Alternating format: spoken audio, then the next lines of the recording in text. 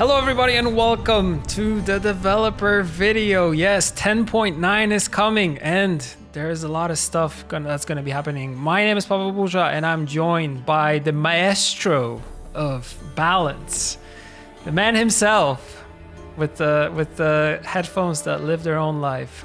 Jean, how are you doing, man? Hey, yeah, great. Big changes coming to one of players' most beloved factions from Type 19. Ooh. Which might be why I'm blessed by the great sun in my face. Yes, But the mighty well. sun is straight in your face, pretty much sending you here to give us the information that we're here for. And but before we get to the mighty empire of Nilfgaard, we will probably start with other factions, right? Yep. What do you have for us to start off? I'll be showing things and talking about the changes, and you'll give us the reasoning. So let's go with Syndicate first. Okay, so failed experiment. We have a change here to the fee. So fee is now 4, going up from 3. Yeah, we nerfed Fatal Experiment in 10.8, but it turns out that the poison archetype centered around it is still performing very strongly. So this time we're taking a more direct approach to nerfing it, which is going to make obviously the card less valuable, but also less flexible, right? You're going to need to have more money on you to spend it. Okay, and that's it for Syndicate, yes? Yep. No other changes. Okay, nice. Moving on, my favorite faction, which is Scoia'tael, and also one change here to highlight. Which is Milva, Sharpshooter, more provision, so she's going from 10 to 11 right now. So what's the idea behind this change? Yeah, so in 10.8 we made changes to Zoltan Warrior and Roguris to make them less mid-range. And the result of that is that a package centered around Guerrilla Tactics and Milva Sharpshooter kind of took that spot as like this mid-range package that's kind of cheap to include, and that is able to dispose of low power engines. So since the card is now on the player's radar again, we don't think that the buff we did in 10.3 to the card is necessary anymore. So yeah, that allows us to also increase slightly the price of the package. Okay. I can live with that. I can tell you I can live with that as a Scoia'tael fan. Question: how's the buff to Puffco doing? Any insights about that? I think we need to move on to the next card, which is Alison. Well, thank you for ruining that for me. So Alyssa Hansen, yes, provision from 7 to 8. Small tweak here. What's the reasoning behind this one? So this is almost once again a nerf to Scoia'tael, though it also touches the Golden Necker Syndicate deck. Basically, Alison has been performing very strongly. It's found its places in different decks during its lifetime. We considered that, like the value she brings through the reuses of expensive card, or even the combo potential it offers through Seamless. Well, yeah, it's time to make the card a bit more expensive. Okay. Yeah, of course you have to be targeting Scoia'tael. I'm not a fan of that, but I understand the reasoning. And yeah, like you said, it makes the package a little bit less stronger. Okay, people were kind of thinking if there are going to be any, big changes to Simless, and I'm happy that Simless kind of dodged the bullet, the nerf bullet in this case. Okay, you want to move on to NR? Yeah, let's go. So we'll be starting with Knight Errant here. Changes here. So from power is going from 3 to 2, but this friend of ours is getting 1 armor, and the provision is staying the same. So that's the only change. Basically, we're mostly satisfied with the state of the Knight archetype, but yeah, we do want to be nerfing the tempo that Knight Errant has, as well as the time it's going to take for it to trigger its grace effects. Though we compensated the armor loss by the power loss by 1 more armor, so that in terms of the potential for the card to be removed is about the same. And there's one more change we're doing tonight. Yes, to knighthood. So this is the provision change from 10 to 9. So a little bit cheaper. Yeah, so not a lot going on here. It's just we think the card has been slightly underperforming. So yeah, we're pricing it a bit cheaper. Okay, nice, good stuff. You want to go straight after this to monsters and talk about Mr. Giant Toad? Yep. So even though we have this big focus for NG, which you will discover very quickly, we also took a look at monster, and more specifically the Death Wish deck. We wanted to focus this time a bit more on the consume cards. So I'll let you go for Giant Toad. Yeah, so Giant Toad, there's a power change from 3 to 4, as you can see on your screens. On deploy, consume and allied units, that didn't change, but when you play a Death Wish unit in your range row, summon self from your graveyard to the same row, consume it again, and doomed. Yeah, so pretty straightforward changes through the power buff. And the change to the condition mostly plays out for the card to be more flexible. Now, before you would play a Death Wish card and it would immediately trigger, even though sometimes that was a bit off in a core timing. Now, by playing that Death Wish card on melee, you're able to delay the effect, right? Exactly. And yeah, that way I have more control on how it plays out. Oh, and one more thing is that there existed a bug some time ago, which was the interaction between Weaver's Incantation and Giant Toad, where if you played a card with Death Wish and it was eaten up by your Giant Toad, then you didn't get the trigger from Weaver's Incantation. This was actually fixed, not in 10.9, but in 10.8. And so if you had not noticed that this bug was fixed, well, I think now is a great time to give one more try to that interaction. Good stuff. Really happy about that. Yeah, I like when bugs get squished and fixed and everything is fine and dandy. So that's good to hear. Moving on the monster train, Siren is also getting some changes here. So the provision is changing. The power is changing, and also order, consume an allied unit. That's which boosts adjacent allied units by 2. So it's a rework. Yeah, it's a full rework, and basically with that rework, we're introducing a new tool to the archetype, which is a card that is both a Death Wish and a consume. There technically already was a card like this. It was Araka's Queen, but this time it's a bronze, and most importantly, the consume is on order.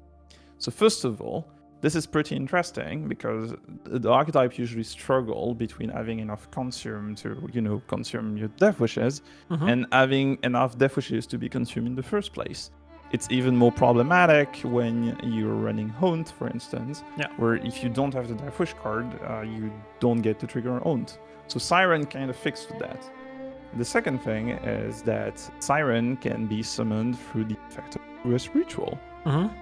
So that way, you're immediately getting a consume on your board. Yeah. Good stuff.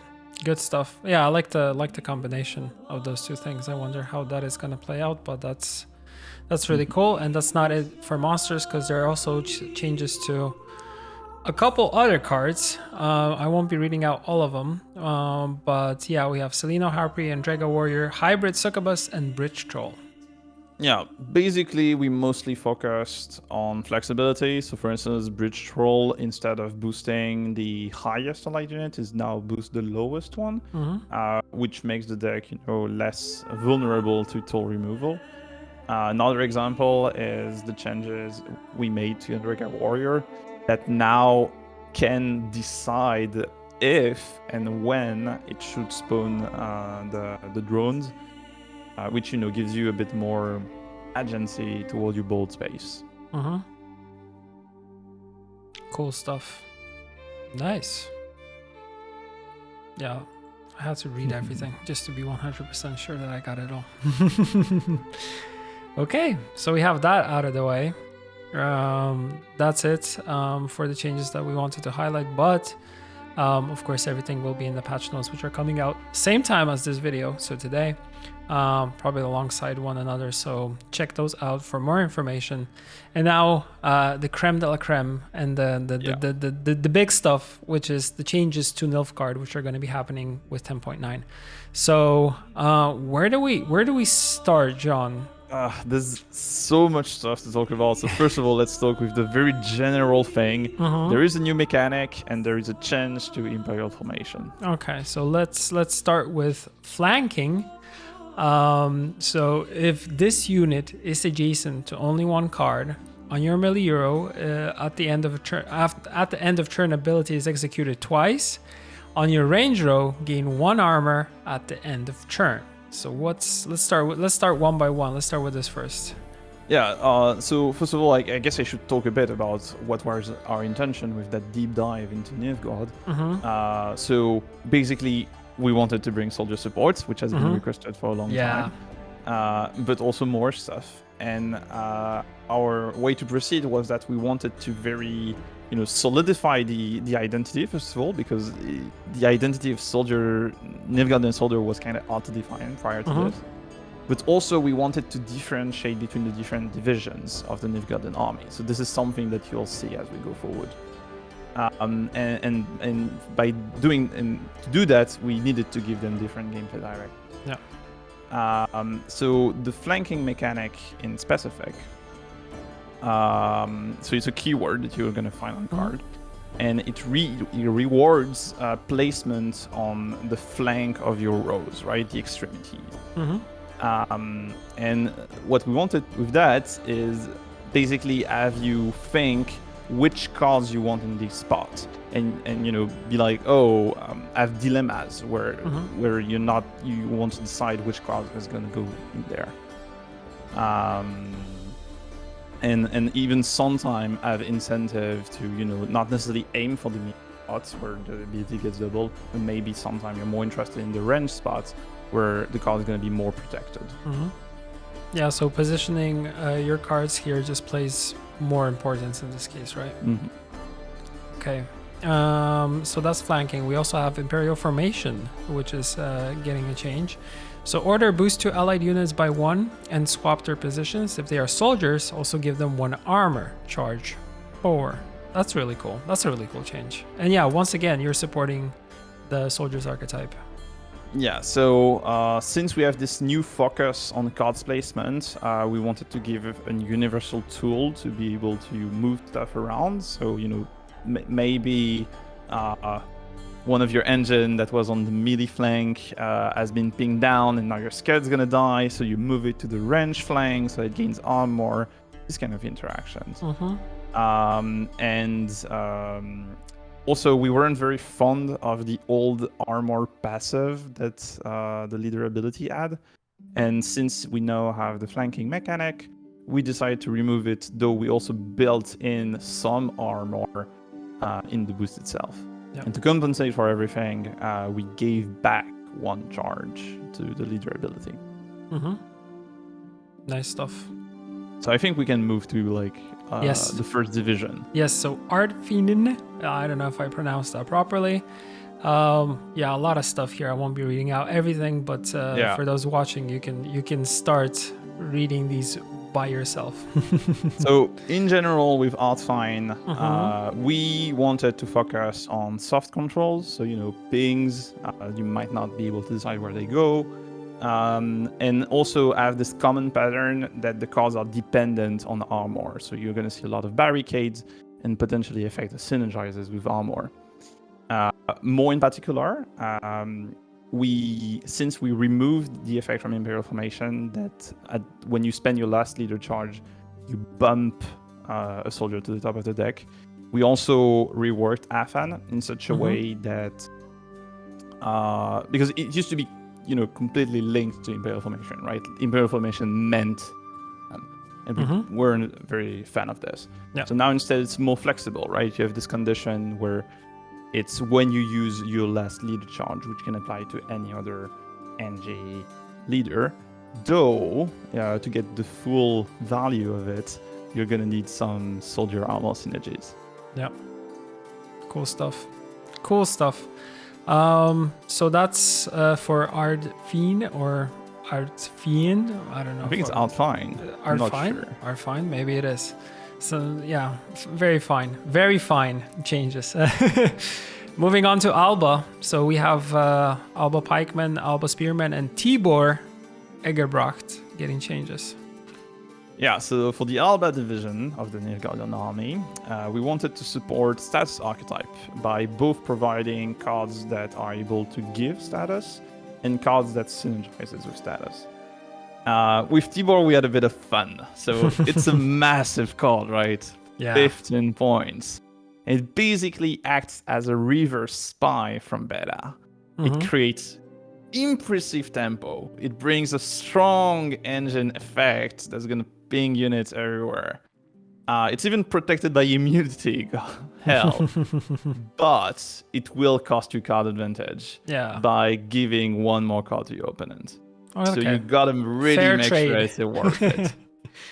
Yeah, I feel like Tibor throughout the years has been one of these cards which is like very prominent and people love the card. They love the premium version of the card and him always being kind of, you know, an impactful card. And I feel like this ability totally does it like 100% justice. And it's a really, yeah, we really wanted cool the card to change. be really exciting. Yeah. Cool stuff. Want to move on to Nausicaa? Yes. So Nausicaa Sergeant and Nausicaa Brigade here. 2 changes.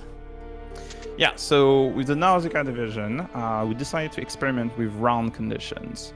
So your opponent needs to have won a round for these cards to have their effect activate. This means that these cards offer very good round 2 protection against bleeding, for instance. Or they bring the best of their value in round 3. In particular, Nausicaa Sergeant can be quite interesting for tactics game plan or assimilator archetypes, since it spawned this battle preparation, right? Yeah. And as a side note, if you liked Nausicaa Sergeant old ability, don't be worried. We actually moved it to Peasant Militia. Okay. Yeah, for some time we had considered that this was in fact an ability that deserved to be neutral. So we felt like it was the right time to move it away. Nice. Yeah, I know a lot of players that enjoy that ability, so I'm happy that it stays, but it's moving on to Peasant Militia. Cool stuff. Magi Division is up next. And yeah, a little bit of stuff here, and plus Magi Division Combat Engineer, War Council, Stefan Skellen, and Ace Up the Sleeve. Yeah, so in general, it's a focus on the tactic archetype. Basically, since Jan Calvate served into the Magi Division, we felt like it made sense to link Magi to tactics. So we brought some great new tools. So for instance, War Council is now an artifact, but it stays a tactic because it's literally the places where tactics are devised. Nice. And so it brings a very interesting high-hand option for the deck.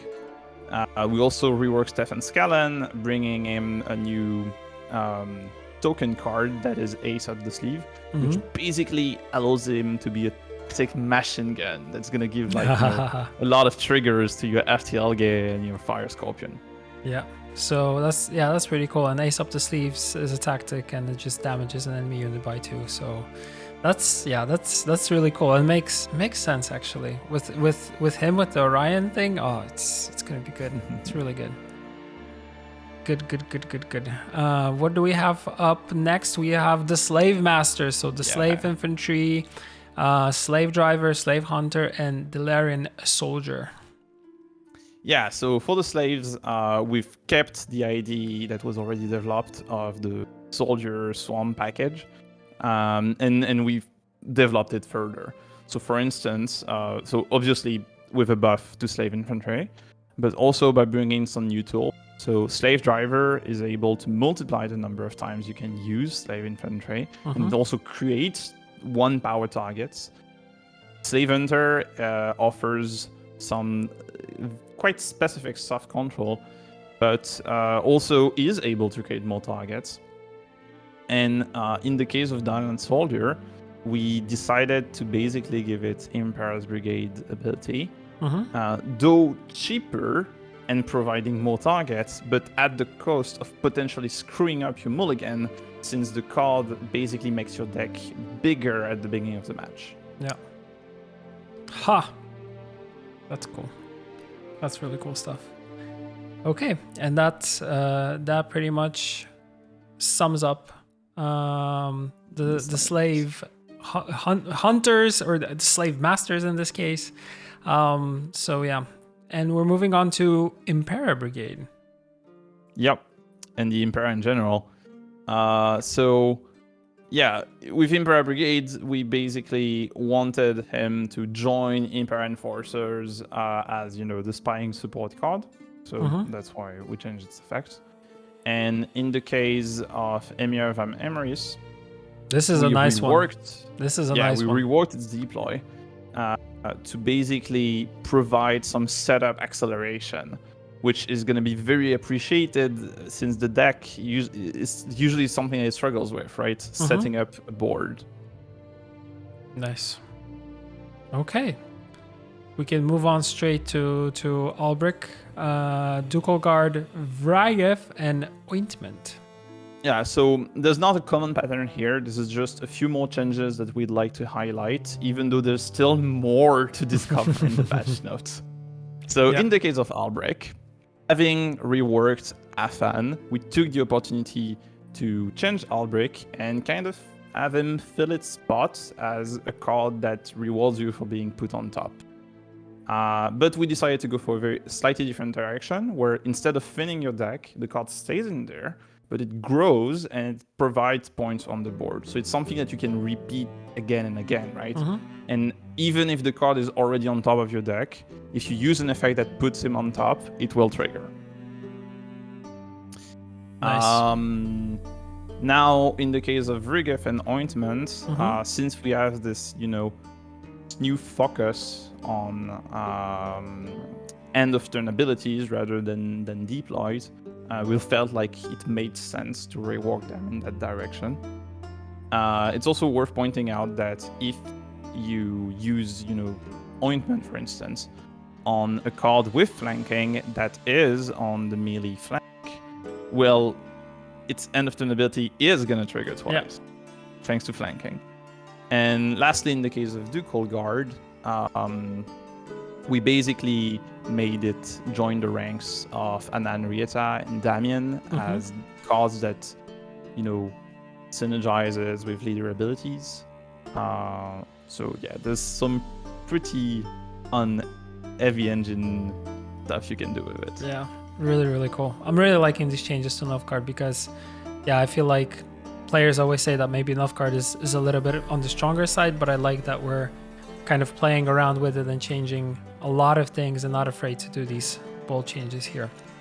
Last one, we have the Van Molem Servant as a thing to highlight from the final highlight for Nilfgaard. Like Jean said, these are not all of them because you will be seeing them in the patch notes, like everything that has changed. So check those out for sure. Yeah, so in the case of Van Molem, it's a bit of a nerf. It is a nerf. That's it. Basically, we added this text in parentheses where we are now excluding infused status from the status that are being copied, and as such from the status that you can boost from. This is in reaction of the popularity of the Van Molem Servant and Eternal Eclipse Initiate strategy that aims at stacking the same infused effects over and over on the card and then copying it. We think the strategy is a bit silly, and so we don't want it around anymore. Good. A few caveats is that because we actually introduced this change kind of late in our process, the text will not be changed by 10.9. It will only be fixed in 10.10. But the effect will be changed. So the effect will be working properly, but won't have the text in parentheses that you saw with 10.9. Yeah, it will work properly in multiplayer games. In offline games against AI, it will still be the old version. Okay, thanks for the heads up. Okay, and those are the balance changes we wanted to highlight for this video. We breezed through them quite quickly, I have to say. Although we're 24 minutes in, so I feel like, it feels like we went quickly, but there's a lot of stuff to discuss, and I feel like the Nilfgaard part really took the biggest piece of the pie. But we also have 2 more things to highlight, which is we're introducing 2 new seasonals with 10.9. Which is exciting. Yep. So what can we expect? Okay, so the first seasonal is the answer to a question. What if each row in Gwent was limited to only 5 spots? Ooh. So yeah, that seasonal is called Between a Rock and a Hard Place. And it basically gets you to play this restricted version of Gwent by, at the beginning of each round, spawning 4 rocks in every row.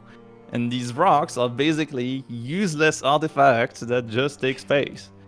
Though they do have a one-time order that allows you to destroy an allied card if your situation is so dire that you actually have to sacrifice stuff on your board. Nice. It's really cool. And the second one also has a cool name, which is Barely Balanced. And yes, what can we expect from this Barely Bear name? So the Barely Balanced seasonal is basically the most basic version of Gwent you can play. We disable leader ability and we completely remove your deck and we replace it by 16 bears that have power ranging from 1 to 16. Okay, so I like that already. Yeah, you're just playing an auction game. Mm-hmm. It's the purest Gwent experience. So yeah, you're gonna have to flex these math skills. Yeah, that's really cool. And as a side note, because in the final round there is basically no decisions for you to take. All of the decision making is in the previous round in like the order in which you play the cards and when you pass. The third one is actually gonna autoplay. Directly gonna lay out your cards on the board since at this point the game has already been decided. Okay, that's a really cool one. You guys had a lot of fun with that one. I have to say. Yep. Nice. And players were requesting for us to have more crazy seasonals. So I really like that we're bringing something fresh and new. Okay. Doing some experimentation. Yeah, experimentation is good in this case. Okie dokie, we have it. That's it. Those are all the changes. So yeah, if you've been watching this on the 5th, that means the patch is coming out on the 6th, which is tomorrow.